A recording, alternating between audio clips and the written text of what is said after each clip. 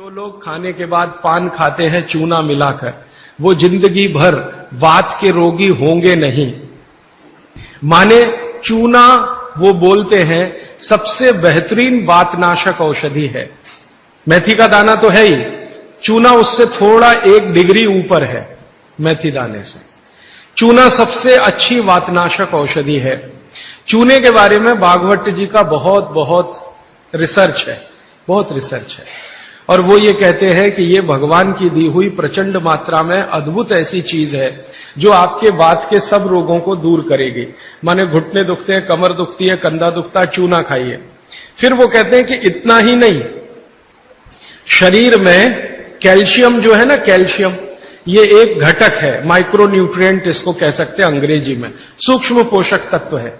ये कैल्शियम के बारे में जो गंभीर बात है आज के विज्ञान के हिसाब से, जो मैं कहना चाहता हूं, भागवत जी ने तो 3500 साल पहले कह दिया, आज का विज्ञान उसको प्रूव कर रहा है, कंफर्म कर रहा है। वो ये कि कैल्शियम की कमी अगर शरीर को है तो आपको 20 नहीं 50 बीमारियां आएंगी।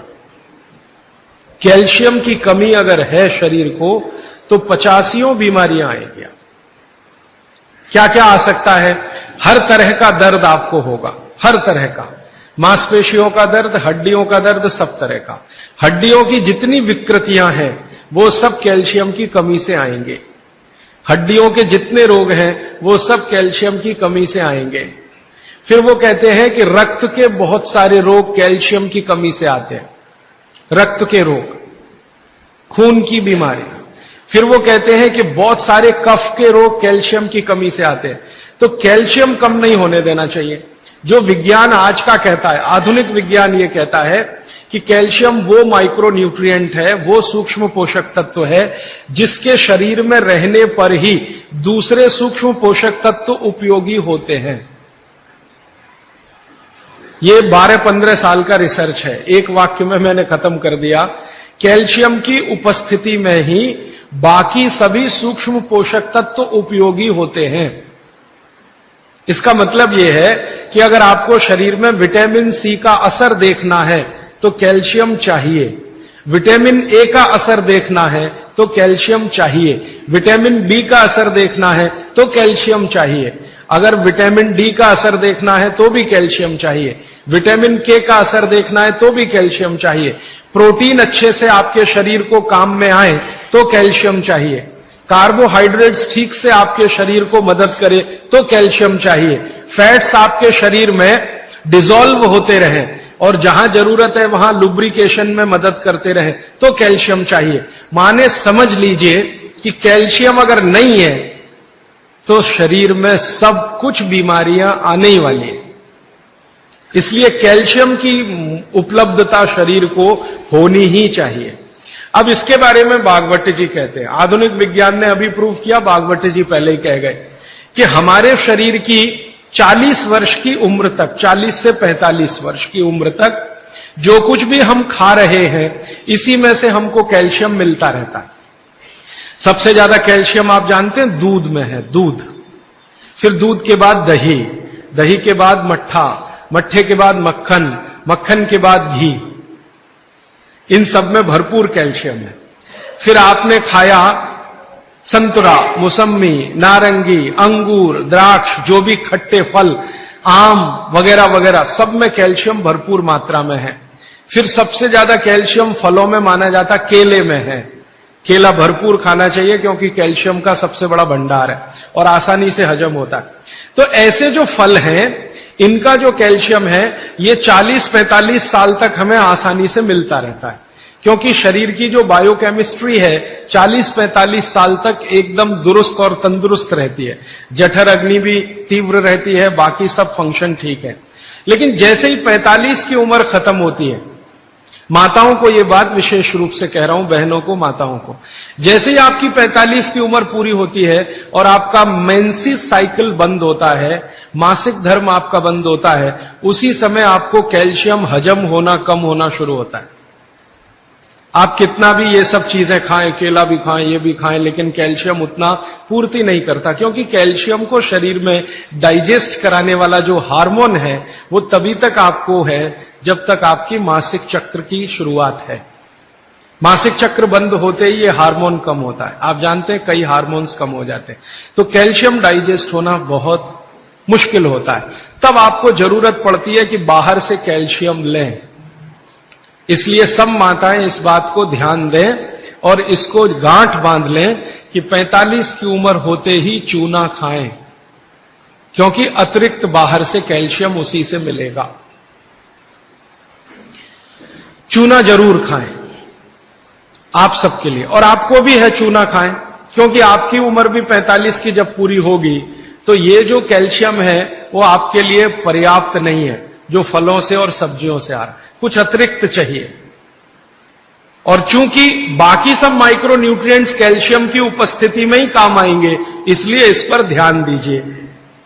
तो शायद इसलिए इस देश में एक परंपरा विकसित हुई है पान खाने की। ये पान खाने की परंपरा बहुत वैज्ञानिक है, बहुत ही वैज्ञानिक। जिसने भी शुरू की वो बागवट का पक्का चेला रहा होगा, बहुत समझकर उसने ये शुरू की। और ये अद्भुत है। अद्भुत मैं इसलिए कह रहा हूं कि भारत की सब जातियों में उत्तर से दक्षिण, पूरब से पश्चिम ये परंपरा है। कहीं भी चले जाओ, आप सिक्किम में चले जाओ, अरुणाचल में चले जाओ, वो भी पान खाते हैं। और आप धुर दक्षिण में आ जाओ तो यहां भी है, उत्तर में चले जाओ, कहीं भी चले जाओ। तो ये पान खाना भारतीय सभ्यता का एक बहुत महत्वपूर्ण अंग है जो स्वास्थ्य से जुड़ा हुआ है। बस ध्यान इतना ही रखिए कि पान जो है चूने का ही खाना है। पान जो है चूने का ही खाना है। पान कभी भी कत्थे वाला ना खाएं, क्योंकि कत्था आपके लिए उतना उपयोगी नहीं है। कत्था स्वाद के लिए आप उपयोग करते हैं, चूना औषधि के लिए उपयोग करते हैं। ये बात मैं एक बार पहले भी कह चुका हूं, आज फिर से इसलिए कह रहा हूं कि कुछ नए चेहरे मैं देख रहा हूं। तो आपके रसोई में मेथी दाना हो गया, चूना हो गया, पान हो गया, फिर पान के बाद आपको जीरा, हींग वगैरह वगैरह, अजवाइन, ये सब हो गई। ऐसी कुल 108 औषधियां हैं। गरीब से गरीब आदमी की रसोई में ये औषधियां हैं, इनका भरपूर उपयोग करिए। एक औषधि के बारे में बागवट जी कहते हैं और भी महत्व की है, दालचीनी। दालचीनी के बारे में बागवट जी कह रहे हैं कि वायु के जितने भी प्रकोप हैं, जैसे दमा, अस्थमा, ये वायु की बीमारियां, अस्थमा, दमा, वात की बीमारियां वायु की, तो इनको खत्म करने में या समाप्त करने में या इन बीमारियों को ठीक करने में बड़ी मदद करता है दालचीनी। और दालचीनी के बारे में बागवट जी कहते हैं कि ये दमा, अस्थमा, इनको तो खत्म करेगा ही, वात के सब रोगों को खत्म करेगा, कफ के रोगों को भी खत्म करता है। कफ के रोग आप समझते हैं, खांसी है, सर्दी है, जुकाम है, मोटापा है, वजन बढ़ना, ये सब कफ के रोग हैं। तो इनमें भी दमा जैसी बीमारियों जितना असर है दमा पे, उतना ही इस पर भी है, कफ की। तो दालचीनी का भी उपयोग आप कर सकते हैं आपकी बीमारी के हिसाब से। दालचीनी आप सब जानते हैं, आसानी से आपको पहचान में भी आती है। बस उसका उपयोग करते समय ध्यान रखें कि ये ज्यादा उपयोगी है पाउडर के रूप में। कई बार मैंने देखा है भोजन बनाते समय हम दालचीनी का पत्ता डाल देते हैं या उसकी वो जो छाल जैसी है वो डाल, वो उतना उपयोग नहीं आता जितना पाउडर करके वो उपयोग में आता है। और दालचीनी के बारे में बागवट जी कहते हैं कि इसको अगर उपयोग कर रहे हैं तो आप गुड़ के साथ इसको खूब घिसिए, रगड़िए, ऐसे ऐसे ऐसे ऐसे खूब अच्छे से गुड़ मिले, फिर खाइए, फिर पीछे से थोड़ा गर्म पानी पीजिए, अद्भुत परिणाम। और अगर आप शहद ले सकते हैं तो शहद के साथ तो इसका मर्दन, मर्दन एक शब्द उन्होंने इस्तेमाल किया, मर्दन माने घिसना, रगड़ना। तो वो कहते हैं कि खूब रगड़ करके, मर्दन करके शहद में ऐसे ऐसे ऐसे ऐसे 5-7 मिनट, फिर चाटिए और थोड़ा हल्का गुनगुना पानी पीजिए, तो आपके शरीर के कम से कम तो 50 रोग ये अकेला दालचीनी खत्म कर देगा, कम से कम 50। कफ के रोग और वात के रोग। तो ऐसी बहुत सारी चीजें अपने रसोई में है।